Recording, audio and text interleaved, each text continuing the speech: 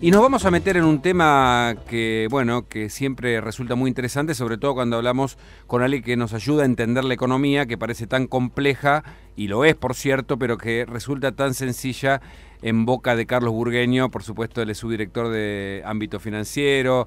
Tiene una cátedra en Alemania, Carlos, entre otros datos interesantes de una persona que además explica muy bien. Lo seguí mucho con el tema de la FIFA y realmente fueron clases que dio ahí en la tele. Así que el gusto de saludarte, Carlos, ¿cómo estás? Hugo, pero por favor, yo te sigo vos, el que da clase sos vos. No,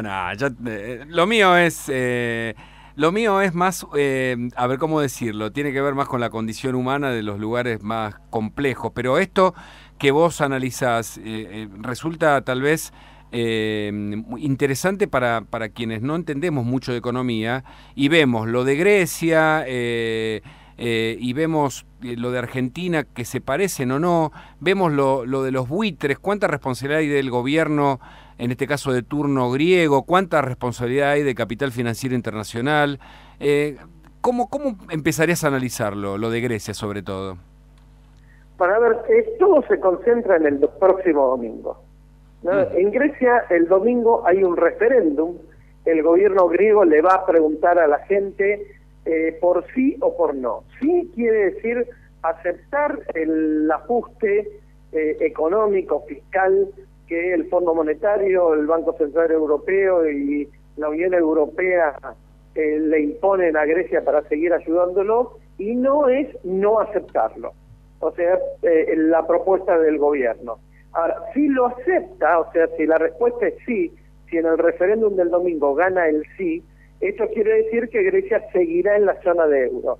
Si la respuesta es no, si la mayoría de la gente no quiere más ajuste, no quiere aceptar el plan de ajuste que le proponen del Fondo Monetario y de la Unión Europea, probablemente lo que veamos es una nueva etapa en la Unión Europea y el primer país que se desprendería de ese bloque y saldría de la zona del euro. Por eso te diría que lo que ocurra el domingo en Grecia es lo más importante en política económica o en historia económica en mucho tiempo. En mucho tiempo, por muchas cuestiones, ¿no? Pero fundamentalmente porque la primera vez que un gobierno manda a referéndum, a plebiscitar, si quiere o no que se aplique una política de ajuste, con las pros y las contras que esa decisión tendría, y por otro lado porque es la primera vez que un país desarrollado podría salirse de la zona euro, salirse de un modelo de integración económica, y esto, el tema es, ¿Grecia es un país aislado o después habría otros que tomarían la misma decisión? Es muy interesante porque lo primero que se me ocurre plantearte es, entonces hay dos Europas, es decir, si Grecia se sale del modelo euro, ¿significa que es un país más pobre o no necesariamente y todo es culpa del capital y de los buitres, como vos también escribiste en tu último libro? Bueno, los buitres aparecen después, o sea, ¿cuándo aparecieron los buitres en Grecia? En el 2003, cuando ya se veía que Grecia podría dejar de pagar su deuda, igual que la Argentina en noviembre del 2001, ¿no? O sea, los buitres no fueron los culpables que a la Argentina caiga en una crisis y la salida de la convertibilidad, pero fueron los que compraron bonos sabiendo que se estaba comprando mucho más barato y que el país podía caer en default y después hacerle un juicio, que es lo que hicieron en la Argentina. Y ahora están tratando de hacer lo mismo en Grecia y, ojo, también lo están por hacer en Puerto Rico. Puerto Rico también está por caer en default, ¿no? Puerto Rico como estado norteamericano, y se dice que el 25% de la deuda de Puerto Rico está en manos de fondos buitres. De los mismos fondos buitres que están en todos lados, en la Argentina, en Grecia, también están en Puerto Rico, ¿no? Ahora, vos hablabas de países pobres, de si hay una Europa pobre y una Europa rica. Sí. Sí, hay países más pobres y más ricos que otros, ¿no? No es pobreza a la latinoamericana, sino es una pobreza comparada con Europa. Ahora, vos tenés países que para producir un euro lo producen como Alemania, con tecnología de punta, lo hacen con una infraestructura de primerísimo mundo, que son primeros en biotecnología, en tecnología espacial, etcétera, o países como Grecia, que para producir un euro lo hacen con turismo o lo hacen con materias primas. Esto a la larga se produce una distancia, una diferencia entre un país y otro, que evidentemente te dejan a un país mucho más desarrollado que el otro y mucho más atrasado. Esto también se está viendo en Europa, pero no solo con Grecia, sino también tenés casos como Portugal, como los países de la ex Europa del Este, la República Checa, la República Eslovaca, Hungría, Rumania, que también tienen un retraso con respecto a los países centrales de Europa, que por otro lado son los acreedores de los países chicos, ¿no? Claro. Y eso para vos, que has recorrido buena parte de estos lugares y analizar la economía también desde el punto de vista social, digo, no solamente desde lo técnico, ¿es un problema de falta de desarrollo? Porque, ¿sabes? Mientras contabas esto, ¿sabes que pensaba en las comunidades de asalariados que también pasa en la Argentina, o en un asalariado que cada vez más se endeuda y cada vez más saca créditos para pagar su propia deuda y no puede salir de una situación que me parece también ocurre a nivel de los países? ¿Es por propio déficit? ¿A qué se debe, Carlos? Si es posible explicarlo brevemente. Bueno, Grecia tuvo administraciones económicas muy malas, ¿no? Y que además mentían con las estadísticas. El gobierno de Papandreou fue realmente malo. Ahora, yo la causa de la distorsión la encuentro más que en un gobierno que haya sido bueno, que haya sido malo, en un país que no puede competir contra un país más grande, más desarrollado, ¿no? Ahora, Grecia además se sobreendeudó. Claro, ahí está el tema, ¿no? Tomó más deuda de la que debería haber tomado. Y para que te des una idea, Grecia debe 3 Grecias. Qué locura. Grecia y 2 Grecias más tiene que pagar para saldar la deuda. Es demasiado, nunca un país puede pagar esa deuda. O sea, está mucho más endeudado que Argentina en los 2000 entonces, ¿no? Sí, el endeudamiento es mayor, sí. La Argentina debía una Argentina y media, acá es el doble. ¿No? Hoy, para que te dé una idea, la Argentina no debe media Argentina, ¿no? Y Grecia debe 3 Grecias. Es imposible. A ver, una deuda a veces llega a un punto donde no se puede pagar. Y listo. ¿Y qué hace? Vienen los acreedores y ponen la bandera de las corporaciones. Digo, ¿cómo se resuelve eso? Y no se puede, no. Y cuando es así, pierden todo. Hay que acostumbrarse que en el mundo moderno, que hay que ser muy prudente cuando se toma deuda de un país, cuando se compra deuda de un país, y que eso puede ser un mal negocio. O sea que también, en este caso, los buitres o los acreedores van a salir perdiendo.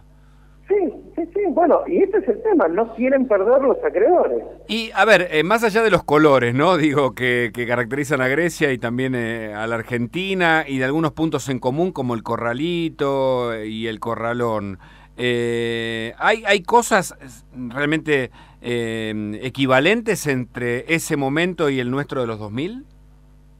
Sí. Bueno, el corralito, ¿no? La primera... Fuimos primeros que ellos, digamos, ¿no? O sea, a ver. El corralito es corralito, ¿no? Es un claro. Corralito, pero a diferencia de haberlo hecho, acá lo hizo de la Rúa sin poder, sin nada, y allá lo hizo un gobierno de izquierda que ahora vamos a ver el domingo qué fortaleza tiene. Interesante igual el referéndum, acá no existió, si no me equivoco. No, acá no hubo referéndum, es como si para hacer el blindaje en aquel momento, o el megacanje, se le hubiera preguntado a la gente o no. ¿No? Es novedoso, por eso yo lo destaco y lo menciono como un hito importante, ¿no? El referéndum.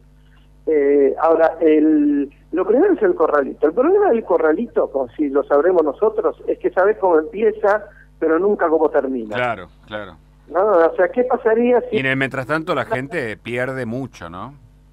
Claro, pero ¿qué pasaría si mañana o el lunes en Grecia se levanta el corralito? Habría una corrida financiera a los griegos yendo a sacar toda la plata de los bancos, todos los euros que se pueden, y estallaría el sistema financiero. Ningún sistema financiero resiste, ninguno, ni el suizo, ni el de las Islas Caimán, ninguno si todos los que tienen plata en los bancos van y la sacan claro, en el mismo momento? Sí, la otra vez leí algo interesante, ¿no? Que los bancos dan el 10% de lo que le ingresa por un crédito dado, digamos, ¿no? O sea, que están generando, tienen 90% o sea, tienen solo el 10% de lo que han generado como créditos, ¿no? Ese es como el origen inicial. Pero bueno, me resulta tan interesante por momento y compleja la economía, por eso aprovechaba a consultarte. Y contame, para terminar, si sabés algo nuevo sobre el escándalo de la FIFA,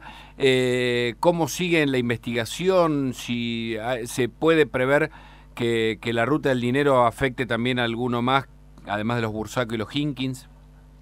Mira, la novedad es que hoy Estados Unidos oficializó el pedido de extradición de los 7 presos en Suiza hacia los Estados Unidos. Y si eso ocurre es porque el FBI dio el visto bueno, y si dio el visto bueno quiere decir que estos 7 prometieron hablar. Opa. ¿No? Y ahí es donde se pone divertida la historia, porque el FBI, esto lo sabe bien vos, acepta una extradición y un acuerdo con un preso, con un acusado, siempre y cuando al que mande al frente sea siempre un superior, ¿no? Alguien más importante. O sea, acá tenemos 7 presos que son presidentes de confederaciones de fútbol. ¿A quiénes se habrán comprometido mandar al frente para arriba para que desde Estados Unidos se les pida finalmente la extradición, ¿no? Y se desaplique la ley del arrepentido? Eso es lo interesante, ¿no? Claro. ¿No? Y tal vez eso llegue también a Bursaco, que bueno, que no se sabe bien cuál es el acuerdo por ahora, pero evidentemente hay mucha preocupación aquí, ¿no? Por lo que él pueda contar. Es que lo de Bursaco tiene que ser algo importante, algo grosso, porque para que Estados Unidos también le acepte este acuerdo tiene que él tener los datos de gente importante, ¿no? Importante en serio, más importante que él, que era alguien importante en toda esta red de corrupción. El tema de los Hinkis es diferente, porque los Hinkis por ahora son presos en la Argentina, ¿no? Ahora hay que ver si hacen o no este tipo de acuerdo con los Estados Unidos, pero mientras tanto son presos argentinos que van a ser juzgados por leyes argentinas, y hay que ver qué tan dura o qué tan profunda es la ley argentina, ¿no? Con los Hinkis, ¿no? No es lo mismo todos estos casos que estamos viendo que van a ser juzgados o van a negociar cosas en los Estados Unidos, no es lo mismo que lo mismo ocurra en la Argentina, ¿no? Que bueno, ya sabemos cómo es la justicia y las leyes acá. Acá no se puede hacer el pavote en la Argentina, no puede hacerse el distraído. Esta es una cuestión de corrupción a nivel muy grande, muy mundial, donde está metido el FBI, donde los datos que se tienen son muy concretos, muy duros y muy probables. Entonces vos no podés de acá, justo el país que más corruptos tiene metidos en esta historia, hacérselos vivos, ¿no? Y hacer como que se los juzgue y se los investiga, pero no tanto, porque la presión desde afuera va a ser muy grande. Carlos Burgueño, realmente siempre es un placer escucharte. Te agradezco mucho el contacto, ¿eh? Te mando un abrazo. Una pregunta, ¿vos sí. has seguido sociales? Claro, yo soy profesor ahí, ¿vos sabés? Yo me acordaba, ¿no sabiste nada de eso? No, y sabés que contaba antes a la audiencia acá que hay una serie de actividades porque se cumplen 30 años justo este año de la carrera de Ciencia de la Comunicación. Y hace poco estuve en una charla, me invitaron de Periodismo de Investigación junto a Miriam Lewin, Gustavo Veiga, en fin, gente importante. Llevé un periodista amigo de Washington Post con quien estuve hace poco, que nunca había estado en la UBA. Hay un congreso en el que bueno, va a haber varios periodistas, incluso le dije a Liliana Parodi, tal vez pueda estar. Hay una serie de actividades tan lindas este año para celebrar 30 años de una carrera que es nueva, pero que ha dejado mucha mella y muchas cosas interesantes. Y en el medio ocurre este episodio, ¿viste? Además sé el lugar donde ocurre, más es complejo el tema. Para mí, digamos, ha tenido más repercusiones que las necesarias, pero evidentemente, bueno, habrá que ver exactamente qué va a pasar, ¿no? Pero bueno, ha dejado muchas sorpresas. Yo creo que más allá del, digamos, de si es exagerado o no el comentario, digo, tal vez el lugar no ha sido el mejor. Eso, aunque cuando se habla de intervenciones, justamente se interviene el espacio público y se supone que ese también a nivel universitario es un espacio público. Pero bueno, en fin, sí. Es principal, ¿no? Yo no soy de comunicación, yo voy a ciencias políticas. Y Sí. la verdad que no es el lugar, no es el marco, hay otros lugares para hacer eso, si quieren hacerlo. Sí, yo creo que tal vez ese es el punto. O sea, es que yo coincido ahí, ¿no? Porque digo, ese es un lugar donde pasan, es un edificio nuevo, además el de Santiago del Estero, un edificio muy piola que acaba de inaugurar un ala más del otro lado, que está, bueno, y además está repleto porque hay mucha gente que estudia, o sea, no es la única carrera de Ciencia de la Comunicación, hay otras ahí en la Facultad de Ciencias Sociales que tiene a mucha juventud permanente circulando en ese sitio. Y me parece que el lugar tal vez no fue el mejor para algo que puede generar este tipo de repercusión, ¿no? Así que, bueno.